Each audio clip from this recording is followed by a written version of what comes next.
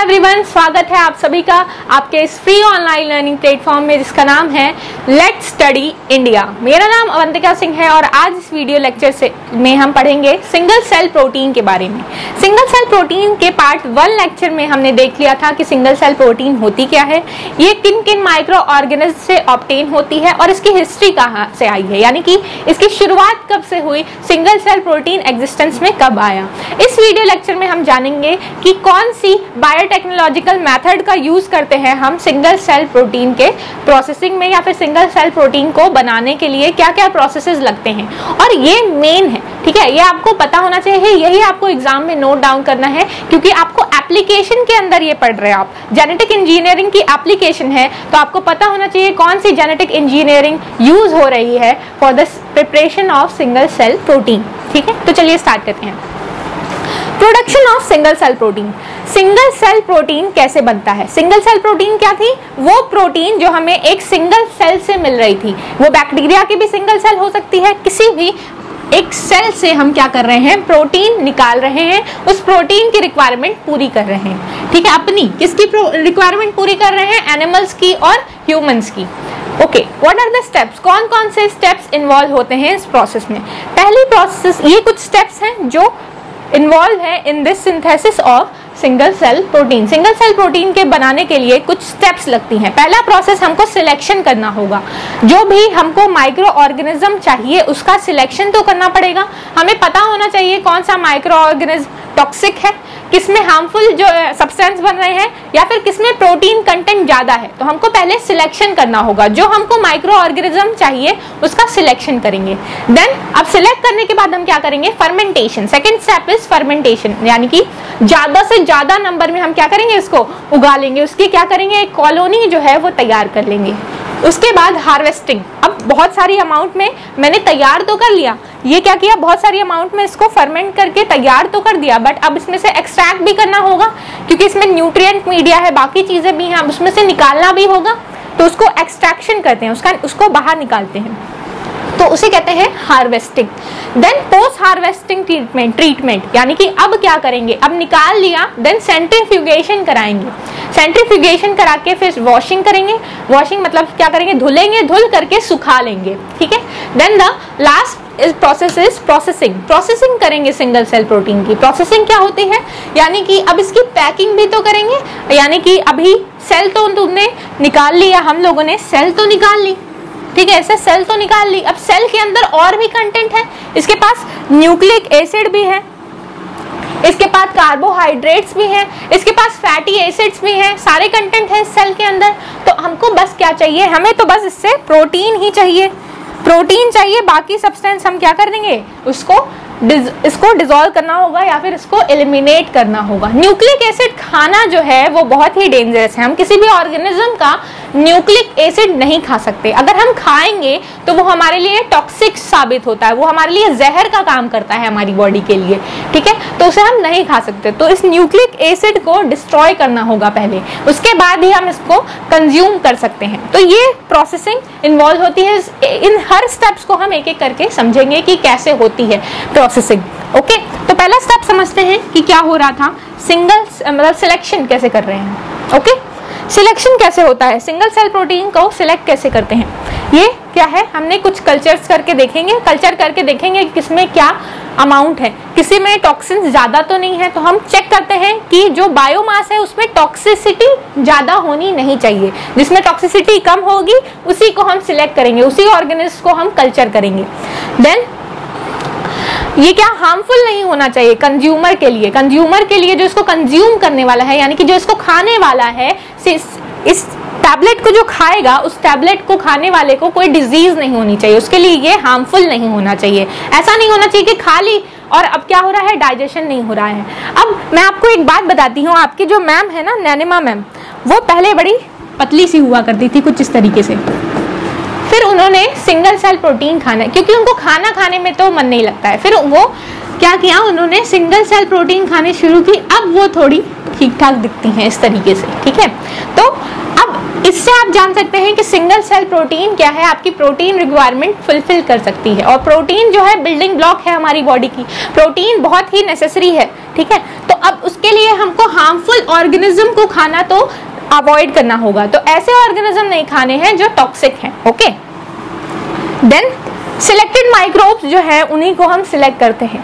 कुछ ही माइक्रोब, जैसे हम कई सारे कल्चर करके देखेंगे, ऐसी जो पेट्री डिश है, इसे बोलते हैं पेट्री डिश। आप सभी वाकिफ होंगे, आप सभी लैब गए होंगे, इसमें कल्चर करते हैं। ठीक है, इसमें हम क्या देते हैं, ये है, इसमें एक क्या लिया, पेट्री डिश, इसमें न्यूट्रिएंट्स डालेंगे। अब किसी चीज को उगाना है, यानी इस पे कल्चर करना है, फंजाई को फॉर एग्जांपल मैं इस पे उगाना चाह रही हूँ, तो अब फंजाई को इस पे क्या करना होगा, इसके लिए न्यूट्रिएंट्स भी तो देने होंगे, इसको नाइट्रोजन देना होगा, सल्फर देना होगा, सारे रिक्वायरमेंट्स के न्यूट्रिएंट्स को देने पड़ेंगे, तभी तो वो यहाँ पे ग्रो करेगी। तो वो हमको इसमें प्रोवाइड कराना पड़ता है। फिर इसमें ग्रो करके देखते हैं, फिर उसको एक्सट्रैक्ट करके देखते हैं कि ये टॉक्सिक तो नहीं है, ये हार्मफुल तो नहीं है, तभी हम इसको क्या करते हैं, सिलेक्ट करते हैं। और ये चीप होना चाहिए, सस्ता होना चाहिए इनका कल्चर। ये नहीं कि न्यूट्रिएंट्स दे रहे हैं इनको, जो ये न्यूट्रिएंट्स खा रहे हैं उसमें ही इतना पैसा लग जा रहा है कि बाद में जो हमसे लास्ट में जो ये प्रोडक्ट बन रहा है वो उतना हमें पैसा नहीं दे रहा है, बल्कि इसको बनाने की प्रोसेसिंग में ही इतना पैसा लग जाना है। कहने का मतलब है कि हम कोई ऐसा प्रोडक्ट है जो मार्केट में बेचने जा रहे हैं, उसको बनाने में जितना पैसा लग गया उससे सस्ते में ही हम उसको मार्केट में बेच देंगे, तो क्या हमें फायदा होगा? नहीं। तो ये हमें ध्यान रखना है कि ये चीप होना चाहिए ये प्रोसेस। ओके, इफेक्टिव होना चाहिए, यानी कि इस प्रोटीन का सप्लीमेंट लें तो हमें ज्यादा से ज्यादा प्रोटीन हमारे बॉडी में पहुंच जाए। देन ये क्या होना चाहिए, फेवरेबल ग्रोथ सिचुएशन, जो इनकी जो सिचुएशन है, ऐसा नहीं है कि हम इनको अलग से टेम्परेचर, बहुत ज्यादा अलग टेम्परेचर, बहुत ज्यादा अलग पीएच मेंटेन करना पड़े, तो वो फेवरेबल कंडीशन जो है उनको प्रोवाइड करके देना पड़ता है और उसमें ज्यादा कॉस्ट ना लगे, वैसा फेवरेबल हमें इन्वायरमेंट इनको देना पड़ता है। इजी फॉर आइसोलेशन, इनको निकालना भी इजी हो। ठीक है, कहीं से जब अब ये प्रोसेसिंग करेंगे, लास्ट में जो हम आइसोलेशन करते हैं, बाहर निकालते हैं इनको कल्चर में से फर्मेंटेशन के बाद, वो करना भी, हार्वेस्टिंग प्रोसेस भी इजी हो। तो सिलेक्शन हम इन सारी चीजों को ध्यान रखते हुए ही करते हैं कि कौन सा जो ऑर्गेनिज्म है वो बिल्कुल फिट है for production of single cell protein. Single cell protein बनाने के लिए कौन सा ऑर्गेनिज्म जो है सबसे अच्छा है, ठीक है, बेस्ट हम क्या करते हैं, निकालते हैं और उसको कल्चर करते हैं। तो इन चीजों का हमें ध्यान रखना चाहिए। Now the next step is fermentation. अब हम क्या करेंगे, इनको फर्मेंटेशन करेंगे। फर्मेंटेशन के लिए एक क्या होता है, एक स्टेनलेस स्टील की या ग्लास की बड़ी सी डब्बे में हम क्या करते हैं, इनको कल्चर करके देखते हैं। ठीक है, तो ये क्या है, इसमें हम क्या कर रहे हैं, स्टेनलेस स्टील का फर्मेंटर है।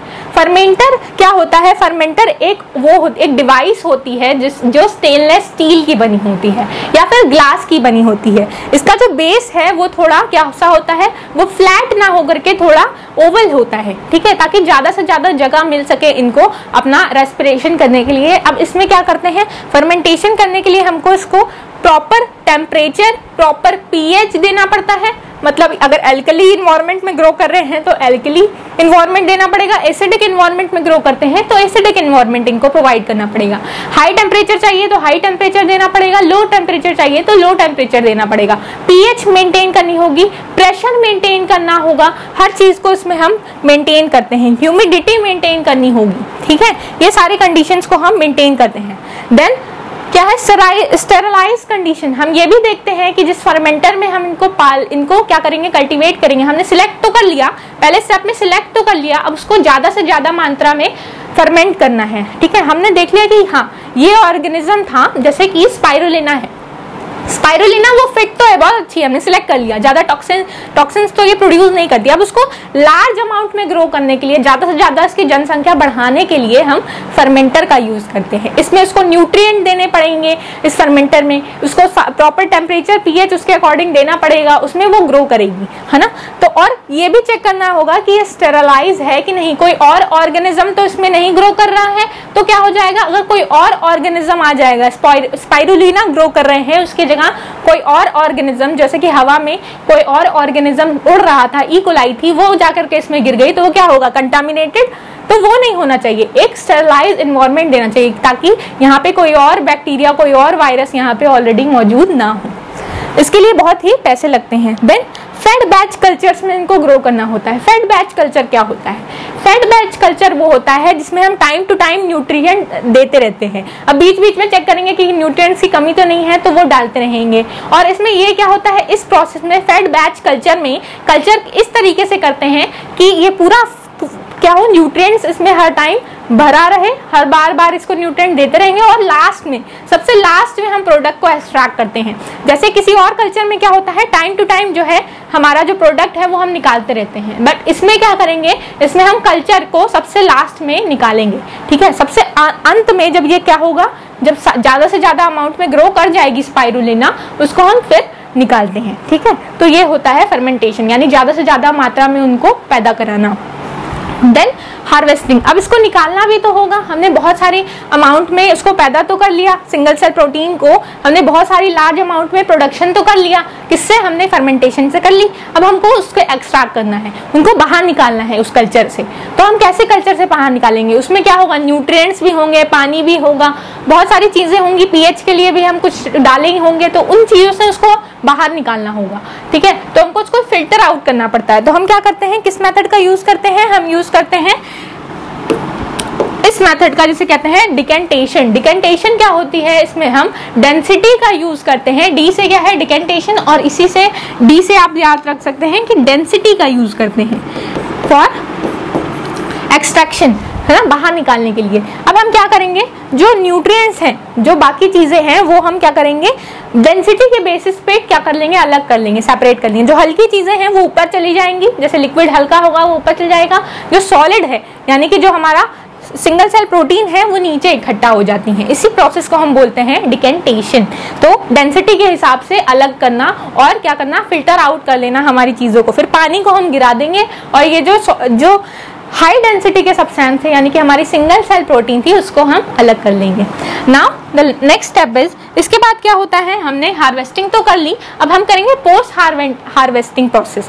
पोस्ट हार्वेस्टिंग प्रोसेस में हम करते हैं 3 स्टेप में ये कंप्लीट होती है। पहले होता है सेंट्रीफ्यूगेशन। सेंट्रीफ्यूगेशन मतलब ये क्या है, ये सेंट्रीफ्यूगेशन मशीन है। हमने निकाल तो लिया, किसको निकाल लिया, स्पाइरुलिना की बात कर रहे थे, एग्जांपल लेके चल रहे थे स्पाइरुलिना का। तो स्पाइरुलिना को इस टेस्ट ट्यूब में हमने डाल दिया, बट हो सकता है कि अभी भी क्या हो, इसमें डेंसिटी कुछ रह गई हो, कुछ न्यूट्रिएंट्स क्या हो, अभी भी रह गए हों। जैसे घर में आप चावल धुलते हैं, तो चावल में जब चावल का पानी गिराते हैं धुल करके, तो पानी उस चावल में थोड़ा सा रह ही जाता है। उसी तरीके से इसमें भी कुछ इम्प्योरिटीज तो रह ही गई होंगी, तो उसके लिए हम क्या करते हैं, सेंट्रीफ्यूगेशन कराते हैं।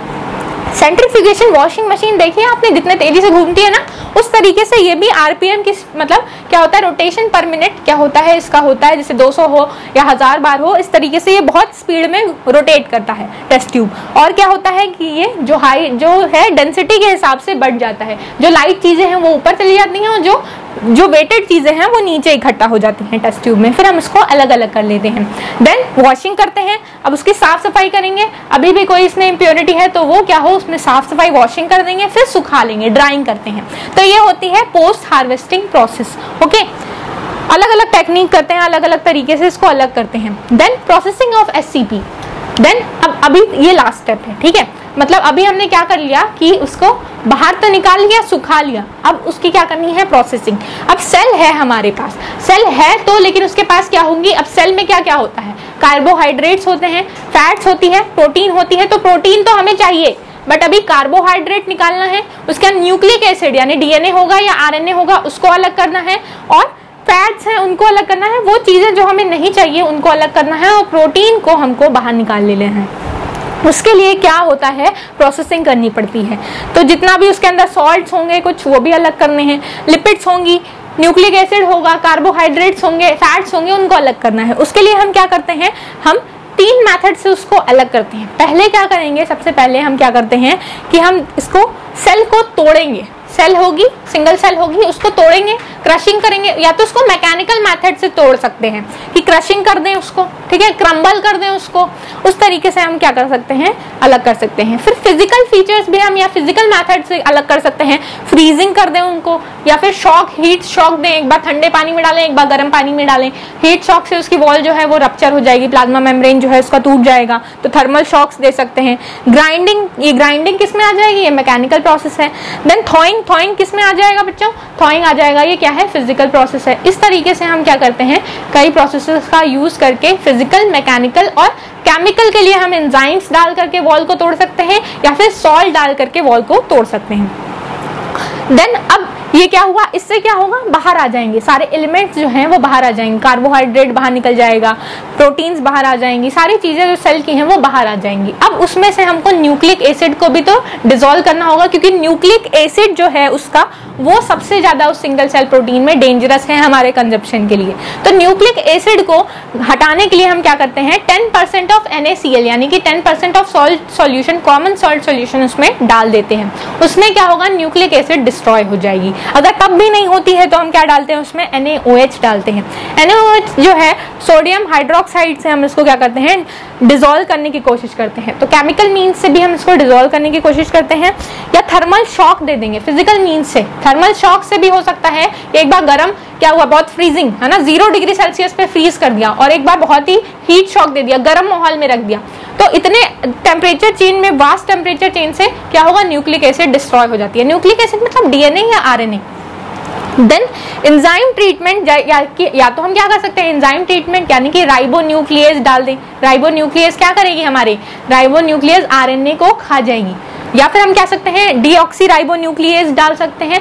एज है, दिस इज एज, ASE इस डायग्राम से ये गायब हो गया है। तो न्यूक्लियस क्या है, एंजाइम है जो कि क्या करता है, डीऑक्सी राइबोन्यूक्लियेज क्या करेगा, वो DNA को खा जाता है, और राइबोन्यूक्लियेज क्या करेगा, वो राइबोज यानी कि RNA को खा जाएगा, और न्यूक्लिक एसिड इस तरीके से डिस्ट्रॉय हो जाएंगी। अब कार्बोहाइड्रेट हैं और लिपिड्स हैं, तो इनके लिए क्या हो सकती है, लाइपेज, अलग अलग एंजाइम का यूज करके प्रोटीएज, जो नहीं प्रोटीएज तो नहीं डालेंगे क्योंकि अल्टीमेटली प्रोटीन तो हमें चाहिए ही।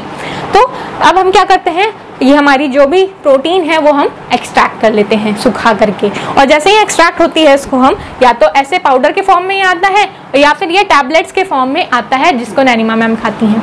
ठीक है। देन एप्लीकेशंस, कहाँ कहाँ ये यूज होता है, क्यों जरूरी है सिंगल सेल प्रोटीन की जो इतनी जो वो हो गई है, डिमांड हो गई है आज की सोसाइटी में, ऐसा क्यों है, क्योंकि लोग वर्कोहॉलिक हो गए हैं। अब जो है काम काम काम, नो आराम वाला जो सिचुएशन चल गया है ना, वो इसी की वजह से इसका डिमांड बढ़ गया है। ठीक है, क्या करना है, दिन भर खाना कुकिंग कौन करेगा, एक बार टैबलेट खाओ काम खत्म। तो उसका यूज हम ये क्या है, एक एप्लीकेशन है, यानी कि हमको क्या होता है 43 to 85% ऑफ द प्रोटीन हमको मिल जाता है एक टैबलेट से। ठीक है, इतने ज्यादा प्रोटीन रिच कंटेंट जो होता है वो हमें मिल जाता है। देन क्या होता है कि बहुत ही कम टाइम में हमको मिलता है इतना ज्यादा अमाउंट में प्रोटीन। ठीक है, इतने कम टाइम में, क्योंकि ये जो बैक्टीरियाज हैं, एल्गी हैं, वो बहुत ही शॉर्ट पीरियड ऑफ टाइम में ग्रो कर जाती हैं। बैक्टीरिया जो है वो तो 0.5 से 2 आवर्स में जो है बहुत ज्यादा बड़ी कॉलोनी बनाती हैं, क्योंकि 20 मिनट्स में क्या होती है, मल्टीप्लाई होती है फटाफट। और क्या है, इसी तरीके से अलग अलग ऑर्गेनिज्म का टाइम दिया है, जैसे एल्गी है तो एल्गी के लिए 2 to 6 आवर्स लगते हैं। East, this is east, YEAST, east है ये बच्चों। ठीक है, ईस्ट को क्या लगते हैं, 1 से 3 घंटे लग जाते हैं, ये ईस्ट है। ठीक है, और ये अगर हम चाहें तो इनको जेनेटिकली मॉडिफाई भी कर सकते हैं इन ऑर्गेनिज्म को। मान लीजिए अगर हमने कोई एल्गी ली है या स्पाइरुलिना ही लिया हुआ है, तो उसमें क्या है 80% ऑफ द प्रोटीन कंटेंट है, बट हम चाह रहे हैं कि 100% प्रोटीन कंटेंट मिले, तो हम इसको जेनेटिकली मॉडिफाई करके प्रोटीन का कंटेंट इसके अंदर बढ़ा सकते हैं, या फिर किसी और न्यूट्रिएंट में भी इसको रिच बना सकते हैं, इसको जेनेटिकली मॉडिफाई करके।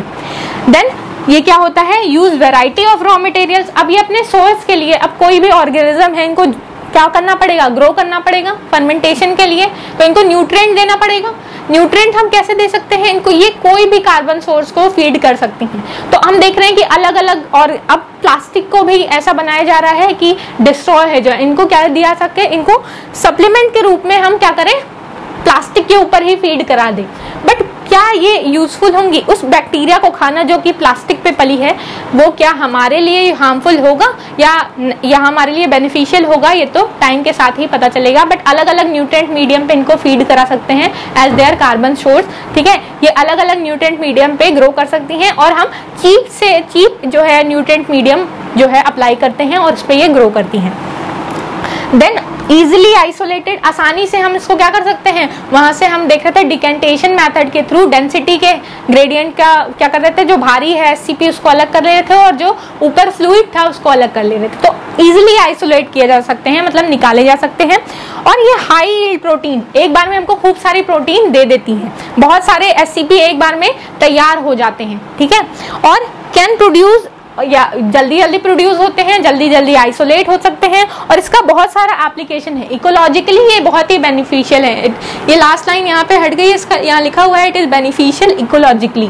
इकोलॉजिकली का मतलब होता है कि इकोलॉजिकल टर्म्स में भी ये बहुत बेनिफिशियल है। और कहाँ कहाँ यूज है आप भी बता सकते हो। ये क्या होता है, फेस मास्क की तरह यूज करते हैं लोग आजकल, तो ये क्रीम्स या कॉस्मेटिक्स में भी यूज हो रहे हैं, हेयर मास्क की तरह यूज हो रहे हैं प्रोटीन कंटेंट रिच करने के लिए। देखिए प्रोटीन कंटेंट जैसे लोग एग लगाते हैं बालों में, तो अब इसके भी क्या हो रहे हैं, SCP का भी यूज कर रहे हैं लोग बालों में, जिससे क्या हो रहा है, हेयर ग्रोथ अच्छी हो रही है। तो कॉस्मेटिक्स में, फेस मास्क में ये आ रहा है। लोग क्या कर रहे हैं, प्रोटीन पाउडर की तरह यूज कर रहे हैं इसको जिम वगैरह में।